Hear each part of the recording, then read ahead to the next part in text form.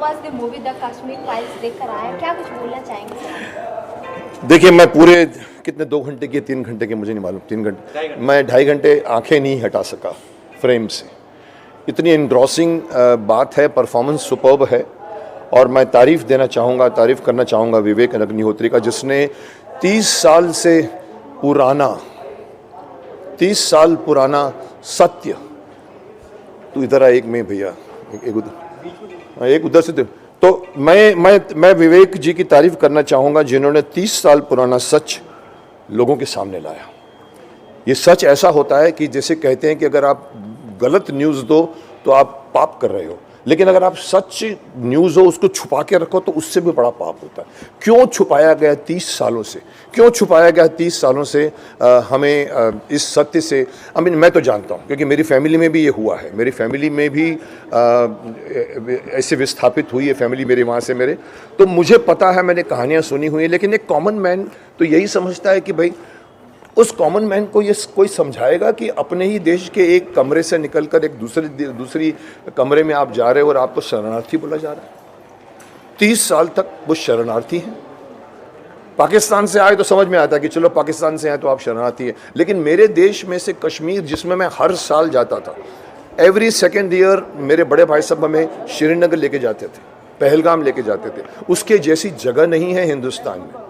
उसके अंदर हम रहते हैं, वहाँ धीरे धीरे, कभी कभी मुझे याद है उस वक्त कुछ लोग कहते थे कि ये लोग ये जो बेचते हैं ना, जो चेरी वेरी, वो पूछते हैं, अरे हिंदुस्तान से आए हो? अब वहाँ पहली बार लगा था कि कहीं ना कहीं कुछ गड़बड़ है, और ये गड़बड़ इतनी बड़ी लेवल पे गई है। मुझे हैरानी है कि किसी ने, और मुझे सरकार से भी हैरानी है, सरकार को भी मैं दोषी ठहराऊंगा कि क्यों आपने 30 सालों तक इन लोगों को वापस उनके घर तक नहीं पहुँचाया, क्यों नहीं घर दिया उनको, क्यों?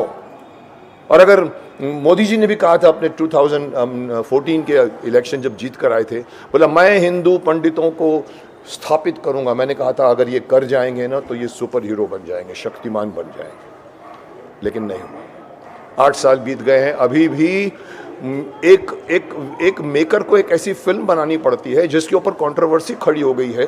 कई बड़े बड़े प्रमोशन नहीं करने दे रहे हैं, और मुझे हैरानी है उन बड़े बड़े जो सो कॉल्ड प्रमोट करते हैं अपने शो में पिक्चरों को, वो इनको नहीं करने दे रहा है। ये मुझे अंदर की बात बताई गई है, विवेक अग्निहोत्री ने खुद भी कहा है। और एक हैरानी की बात मैं कहना चाहूँगा, शेयर करना चाहूँगा, क्योंकि मैं उस डायरेक्टर को जानता हूँ, मेरे इंस्टीट्यूट से ही है, कश्मीरी पंडित खुद है। उनकी पत्नी का मैंने रिव्यू पढ़ा, मुझे हैरानी हुई कि क्या सोचकर आप कर रहे हैं। आपको समझ में नहीं आ रही कि ये सच हर शख्स तक पहुंचना चाहिए। तो मुझे हैरानी है कि भाई ये क्यों नहीं इसको, और इसीलिए ये खुशी है कि आगे आप कह रहे हैं कि भाई ये कौन बोल रहा है, ये कौन है, ये माइक है? ओके, चलिए, सो आई एम सॉरी। तो मैं ये कह रहा था कि you have to understand that this news has to reach every, और टैक्स फ्री हो रहा है। मुझे बताया गया कि लोग टैक्स फ्री कर रहे हैं। स्टेट ने, कुछ स्टेट्स ने कर भी दिया है। मैं चाहूँगा पूरे हिंदुस्तान में टैक्स फ्री करिए, इस फिल्म को प्रमोट करिए। अगर ये बड़े बड़े प्रोमोटर्स प्रमोट नहीं करते, एक बड़े हमारे इंडस्ट्री में लोग पता नहीं क्यों अपने आप को भारत से अलग प्रूव करते। अगर ये भारतवासियों का दुख आपको समझ में नहीं आ रहा है तो आप हमारे देश के वासी नहीं हैं। अगर उनमें से भी ये लोग प्रमोट नहीं करते तो इस फिल्म को पब्लिक प्रमोट करेगी। जैसे मैं आज बोल रहा हूँ, आपने भी रिव्यूज़ देखे होंगे, इवन कॉमन मैन के रिव्यूज़ भी ऐसे आ रहे हैं। आई थिंक ये प्रमोशन पूरी पब्लिक करे और पब्लिक देखे, और मैं समझता हूँ ये फिल्म बहुत बड़ा ब्लॉकबस्टर बने, क्योंकि ये एक मकसद, एक छूटा हुआ लक्ष्य जिसको सरकार भी भूल गई। जब हुई थी, मैं समझता 1990 उस वक़्त सरकार कोई और थी, उस वक़्त नहीं हुआ। उसके बाद भी सरकार आई, फिर भी नहीं कुछ हुआ। लोग अपने अपने जगह पर है, क्यों? So I hope that this film reaches to masses and it reaches to everybody. It is reaching globally. मैंने सुना इवन वर्ल्ड में भी लोग उसको, लोग रिएक्ट कर रहे हैं, बिकॉज ये वर्ल्ड क्लास फिल्म बनी है।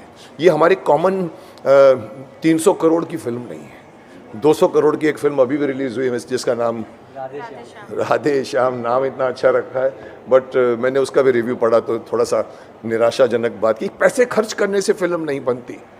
शक्तिमान पैसे खर्च करके नहीं बनी थी, स्टोरी थी ये। यस, और सर, कोई 30 मुद्दा साल ऐसा के- है जो अभी तक आपको लग रहा है कि छुपा हुआ है, लोगों के सामने आनी चाहिए, फिल्म बननी चाहिए उस पर?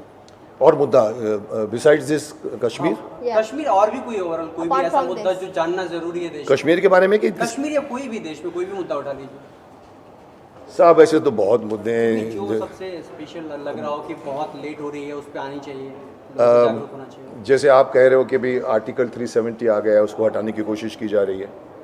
It has to be. मैं कई चीज़ें ऐसी हैं जो हमारे देश के प्राइम मिनिस्टर तक पहुंचनी चाहिए, नहीं पहुंचती। बहुत से मुद्दे हैं। हॉस्पिटलाइजेशन का सिस्टम चेंज होना चाहिए, एजुकेशन का सिस्टम चेंज होना चाहिए, एजुकेशन फ्री होनी चाहिए, हॉस्पिटलाइजेशन फ्री होना चाहिए।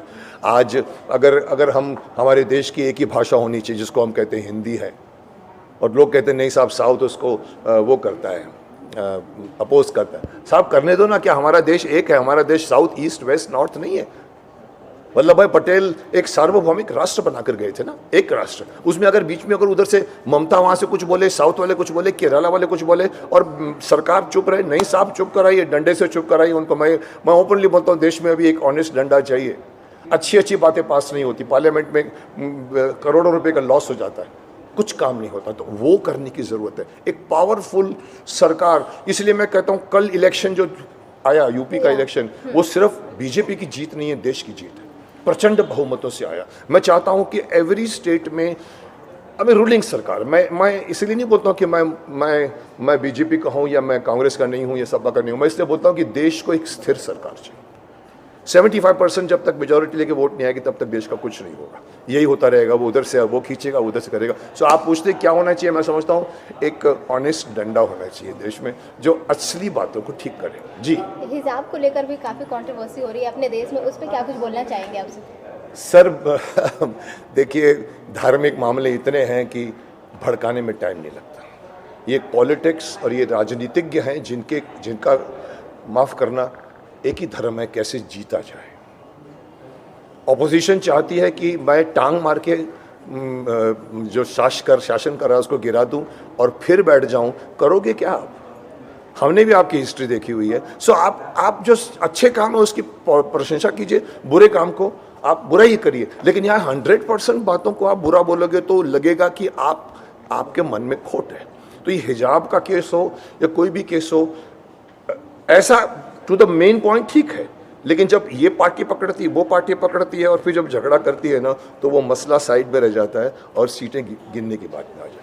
ओके, अगर द कश्मीर फाइल्स की बात की जाए, परफॉर्मेंस वाइज किस तरह से आप बताना चाहेंगे? ये मिथुन दा हो गए, अनुपम खेर हो गए, दर्शन रावल हो गए, पल्लवी जोशी हो गई, किस तरह से आप बताना चाहेंगे? देखिए, अगर मैं परफॉर्मेंस करूँ, सबने बहुत ग्रेट परफॉर्मेंस किया है। मैं अनुपम जी तो डेफिनेटली ग्रेट ही किया है, लड़की ने भी ग्रेट किया है जिसका नाम पल्लवी जोशी है, वेरी फाइन एक्ट्रेस। नेगेटिव होते हुए भी उसने कोशिश की है उसको पॉजिटिव बनाने की अपने तरफ से। उसको बिलीफ बोलते हैं। जैसे चौधरी सारंग सबको गोली मारता था लेकिन वो अपने आप को बोलता था मैं पॉजिटिव हूँ। She did that, but the credit goes to that boy which I have never seen before, Darshan. मुझे नहीं पता कि कौन सी फिल्में की हैं उसने, बट लास्ट की 10 मिनट की स्पीच वॉज टेरिफिक। ओके, जैसे कि बॉलीवुड को माना जाता है आईना, सच का आईना, लेकिन कश्मीर फाइल को बनाने को उनको 30 साल क्यों लग गया? सर देखिए बहन जी, आपको एक बात बताऊं, एक ज़माना था जब 2 बीघा ज़मीन बनती थी, गुमराह बनती थी, दहेज के ऊपर फिल्म बनती थी, और हम कहते थे फिल्में जो हैं वो समाज का आईना है। आजकल फिल्में एक प्लेटफॉर्म हो गई है लोगों को बिगाड़ने के लिए, अपनी बात कहने के लिए। आप ऐसी ग्लैमराइज बातें करती हैं, यूथ बिगड़ रहा है। आज का जो सोशल मीडिया है उसने इतना बिगाड़ दिया। So there is nothing like कि फिल्म जो है वो समाज का आईना है। आज उल्टा हो गया। आज फिल्म बच्चों को सिखा रहा है। ऐसी ऐड बनती है जहाँ कहते हैं दूर दूर बैठो, नज़दीक मत बैठो, हमारा एक जुड़ा परिवार को तोड़ते। So there is something wrong going somewhere where you need to have censor on the advertisements also, censor on. मैं तो आपके सामने मुंह पे बोलता हूँ, आपके न्यूज़ चैनल्स को भी सेंसर करना चाहिए क्योंकि आप नेगेटिव न्यूज़ बहुत दिखाते हैं। ओके, जैसे कि जिन्होंने कश्मीर फाइल मूवी देखी, जो कश्मीरी पंडित थे, वो काफ़ी जन रो पड़े, तो आप कितना फील करते हैं उनके पेन को? मैं कश्मीरी नहीं हूँ, मैं हिंदुस्तानी हूँ, और हिंदुस्तानी के हिसाब से मेरा दिल बहुत टच किया है। मेरे घर में एक मेरे भतीजे की वाइफ वहाँ से श्रीनगर से उनके परिवार को भागा है, तो मुझे रियलिटी मालूम है। आंसू आए नहीं, बट अप्रिसिएशन मेरे को बहुत आया। एक चीज़ में तालियां बजी थी लास्ट में जो फिल्म की, उसमें मेरी भी एक ताली थी। So definitely film is Vivek Agnihotri has done and शिद्दत से फिल्म बनाई है। ये फिल्म इतनी आसानी से नहीं बनी है। ये फिल्म की एक शॉट्स आप देखिए, शूट करने को बहुत टाइम लगा होगा, और ये एक ने उठाया है, तो मैं उसको कहूँगा विजयी भाव। और ये फिल्म सब तक पहुँचनी चाहिए, और ये कश्मीरियों को इज़्ज़त के साथ में श्रीनगर ला के जाना चाहिए। मिलिट्री के टैंक्स खड़े कर दो सामने और उनको प्रोटेक्शन दो। I hope this film is a start. Okay.